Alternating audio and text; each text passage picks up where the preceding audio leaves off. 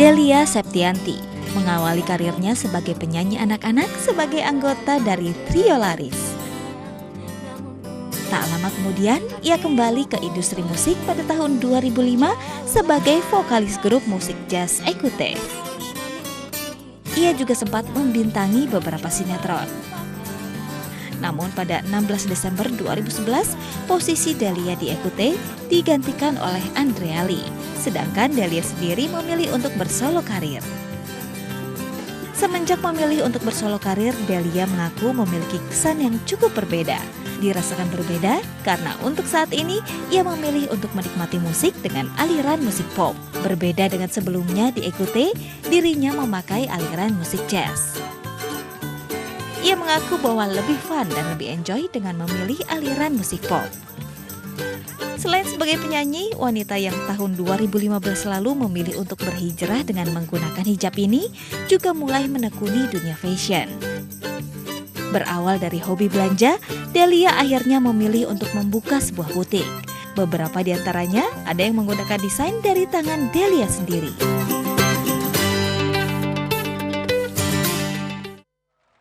Nah, cantik sekali loh, Nak. Udah ada contekannya ya. Udah ada contekannya. Nah, itu dia langsung saja kita undang di sini. Selamat pagi, assalamualaikum Mbak Delia. Assalamualaikum Mbak Delia. Tepuk tangan dong buat Mbak Delia di sini.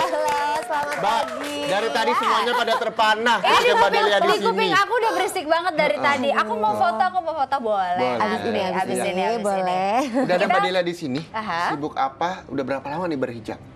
Alhamdulillah sekarang nyanyi masih, tapi memang belum alhamdulillah. ngeluarin single terbaru, album juga belum gitu. Jadi masih off air aja. Ya. Terus di Ramadan ini juga alhamdulillah dapat rezeki nge-host lagi acara buka puasa.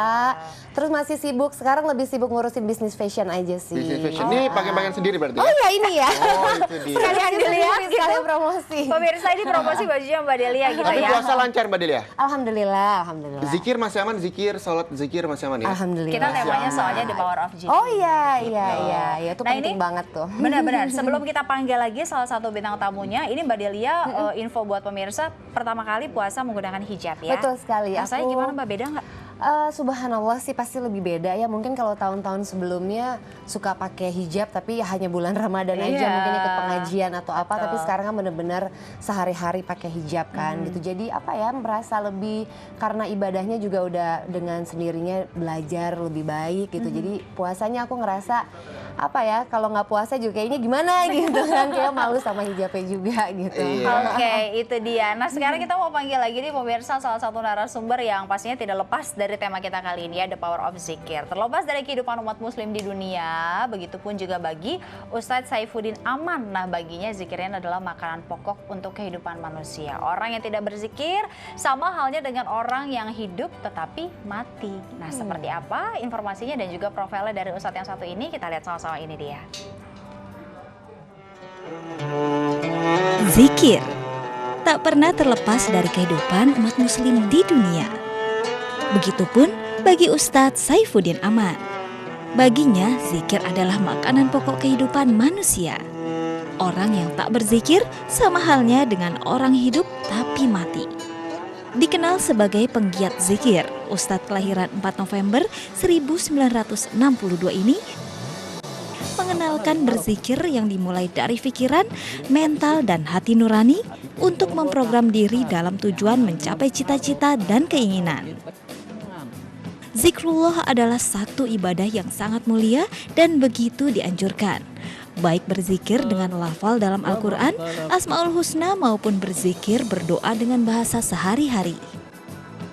Intinya bukan pada kalimatnya, intinya adalah pada bagaimana kita fokus kepada apa yang kita zikirkan itu. Karena ketika kita bisa fokus pada apa yang kita zikirkan, yang kita inginkan, itulah sesungguhnya yang akan kita capai. Dibesarkan di kalangan pesantren dan pernah belajar di Arab Saudi, kini ia menjadi pengasuh majelis zikir subuh di Masjid Al-Ihsan Kebayoran Baru. Ustadz asli Demak, Jawa Tengah ini pun tengah tekun mengadakan bimbingan pelatihan spiritual, zikir membangkitkan kekuatan basiroh untuk menghadirkan keajaiban. Berzikir bukanlah sekedar mengucapkan kalimat zikir saja, namun diperlukan kehusyuan agar bisa benar-benar menyentuh jiwa dengan Allah. Dari Jakarta, Dini Rafiu, Riza Fauzan melaporkan. Iya, itu dia Nah, kita sudah hadir profilnya. juga ya Nak ya, Betul. dengan Ustadz Haji Syaifuddin Aman. Iya, Assalamualaikum Pak Udin. Ini Pak Ustadz Udin ini biasa dipanggil Pak Udin. Betul. Boleh dipanggil Pak Udin ya Pak? Mangga. Ya, Pak Udin, tadi saya melihat VT-nya bahwa zikir ini membangkitkan basiroh. Itu apa sih sebenarnya? Basirah itu adalah kekuatan metafisik, kekuatan inti yang diberikan oleh Allah Subhanahu wa taala kepada setiap insan. Oke. Kekuatan metafisik Iya, tidak bisa dilihat tapi ada di dalam kita. Di setiap manusia tuh setiap ada. ada. Oke. Kesuksesan, keberhasilan kita itu ditentukan oleh basirah karena setiap manusia itu mempunyai basirah. Allah katakan qad ja'akum basairum mir rabbikum. Allah berikan basirah kepada kamu. Faman absara falinafsih. Siapa yang menggunakan basirah itu maka sukses untuk dirinya. Waman amya fa'alaiha. Siapa yang buta tertutup basirahnya maka kerugian bagi dirinya. Oke. Kerugiannya dalam bentuk apa contohnya Pak? Kerugiannya kita hidup tapi tidak menikmati hidup. Kita ingin meraih sesuatu tapi tidak capek-capek, tidak pernah tercapai. Jadi Kita menginginkan sesuatu tapi susah untuk meraihnya. sama seperti kalimat tadi, hidup bagaikan mati. Ya, Hidup tapi itu- mati, ya. begitu ya. Nah, berbicara tentang zikir, kita ke Mbak Delia lagi. Iya. Mbak Delia, di bulan Ramadan ini seberapa rutin Mbak Delia melakukan zikir misalnya? Kalau aku sih biasanya zikir setelah sholat malam. Kalaupun memang ada waktu setelah sholat 5 waktu, diusahakan harus ada zikirnya sedikit ya Pak ya. Terus sekarang juga belajar sih bahwa kalau misalnya di jalan kita macet kayak gitu ya Pak ya. Itu kan nggak apa-apa ya Pak Ustadz ya, sekalian nanya ya. Betul. Gitu, kalau misalnya lagi di jalan macet jangan main handphone terus gitu ya Pak ya. Jangan main Biasanya sosmed kayak gitu terus ya, Mbak, gitu ya. kan. Untuk menenangkan hati aku berasa banget sih. Iya. Misalnya nih mungkin dalam keadaan emosi gitu ya, untuk menahan emosinya aku banyak istighfar aja, zikir istighfar. Itu salah satu manfaat zikir, menahan emosi, betul? Zikir itu untuk segala kehidupan. Segala Untuk kehidupan. segala kehidupan. Ya. Anda bangun tidur, mau selamat, zikir. Zikir. Anda mau berangkat kerja, Ya. mau selamat, zikir. Jadi zikir itu tidak ada uzurnya, Ya. tidak ada alasan untuk ditinggalkan. Ya. Iya. Kalau sholat ada uzurnya, wanita boleh tinggalkan Ya. sholat. Kalau lagi datang menstruasi, Ya. ya kan, sakit bisa. Artinya sholatnya bisa diganti dengan cara yang lain. Tapi zikir itu tidak ada uzurnya. Zikir tuh nggak ada uzurnya. Nggak ada Nah, uzurnya. kata-kata zikir sendiri Pak, artinya tuh apa sih? Sebenarnya mungkin banyak pemirsa di rumah juga tahu zikir-zikir Iya. aja, artinya nggak tahu apa. Zikir itu artinya dalam bahasa Indonesia adalah ingat. Ingat. Ingat. Iya. Tapi Imam Al-Qushairi mengartikan ingat di sini tidak hanya sekedar ingat. Ya. Ingat tetapi menjernihkan ingatan itu hanya untuk Allah. At-takhallusu anil ghaflah wan nisyan. Membebaskan diri dari lalai, dari lupa kepada Allah. Oke.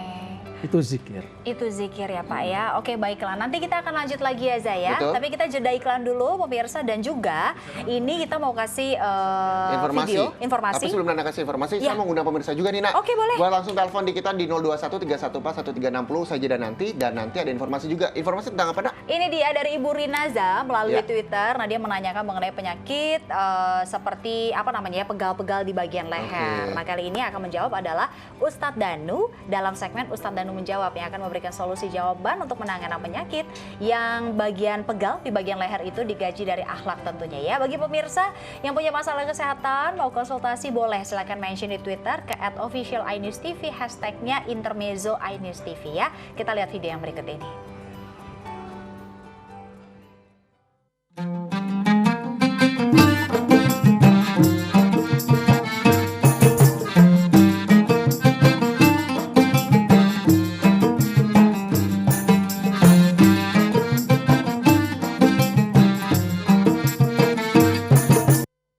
Assalamualaikum warahmatullahi wabarakatuh.